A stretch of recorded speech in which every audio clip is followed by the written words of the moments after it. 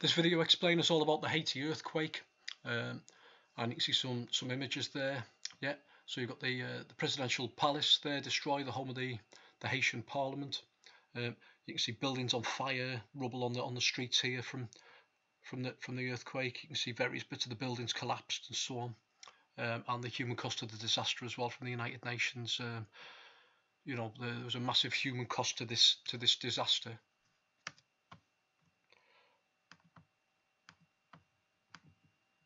So the earthquake happened in 2010. It is in a low-income country. That's what LIC stands for. Okay, less than $1,025 worth of gross national income per year for an LIC. So it struck Haiti, which is the poorest country in the Western Hemisphere. GDP under $1,200 per person. HDI very, very low at 0.404. 80% of the population, the 9.7 million people in Haiti, live below were living below the poverty line at the time of the earthquake. And the earthquake struck close to Port-au-Prince, which is the capital, and Port-au-Prince is on a fault line running off the Puerto Rico Trench, where the North American plate is sliding under the Caribbean plate. And there were many aftershocks after the event. Other things to consider: the epicenter was just 10 miles or 16 kilometers southwest of the capital city, Port-au-Prince. And the quake was shallow, just like the Kobe one, 10 to 15 kilometers below the land surface, and it was 7.0 on the Richter magnitude, so that compares pretty well with the Kobe earthquake as well. You can see its situation here. Okay, so Haiti sits on the island of Hispaniola. It shares the island, the country shares the island with another country, the Dominican Republic, and you can see the fault line that runs through Haiti and Kingston. There's Port-au-Prince, or the little red dot, and then the epicenter is the yellow star. So you'll have to finish off this map on your worksheet. Okay, so there's the labels across there, and you pop those into the boxes. And we'll get earthquakes in this location because the North American plate is sliding under the Caribbean plate down here to the south. There's a fault line running through which is strike slip. And along that fault line, the plates stick and strain energy builds up. When the plates slip, the energy is released as an earthquake. So you'll have to fill out this flow chart as well as to why that happened. The earthquake had catastrophic impacts and struck a country that is very low income and had limited capacity to cope. Very, very poor governance. The United Nations were there as a peacekeeping force. Very few international organisations or domestic organisations that could help within it. So 316,000 people died and more than 1 million people were made homeless. And even right the way through 2011, after the earthquake, many people lived in temporary homes. 3 million people were affected, and very few of the buildings in Haiti were built with earthquakes in mind, despite the fact that they get earthquakes, and that contributed to their collapse.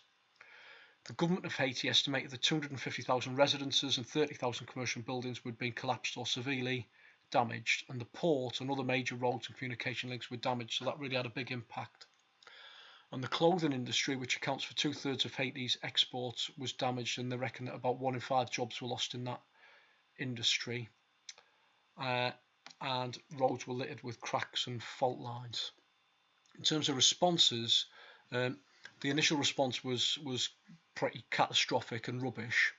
Many countries responded with appeals for aid, but of course that's international aid, so that took time to arrive. The communication systems, air, land, sea transport facilities, everything were damaged by the earthquake, which slowed the rescue and aid efforts.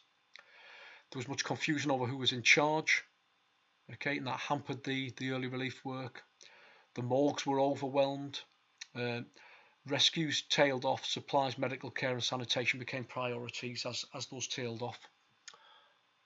And delays in aid distribution led to angry appeals from aid workers and survivors. Okay. In terms of long-term recovery, the EU gave $330 million and the World Bank waived the country's debt repayments for 5 years. That was an economic help. The country of Senegal in West Africa offered land to any Haitians who wanted it. But 6 months after the quake, 98% of the rubble remained uncleared. And the number of people in relief camps for tents and tarps since the quake was 1.6 million. So that is huge. And no transitional housing had been built in the 12 months after. Between 23 major charities, 1.1 billion had been collected for Haiti for relief efforts, but only 2% was released in that first year. And 1 year after the earthquake, 1 million people remained displaced. So your task, okay, is to finish off this table here. You can watch these videos and then have a look and finish off the table with some key facts, figures, and so on from this web page, here. Okay, and then just consider, why was this damage so bad when Haiti has all of these factors? The worksheet for that looks like this, and it's got gaps for you to write in. You can see the flow chart there that I showed you earlier, and you can add to your table on that worksheet. Okay.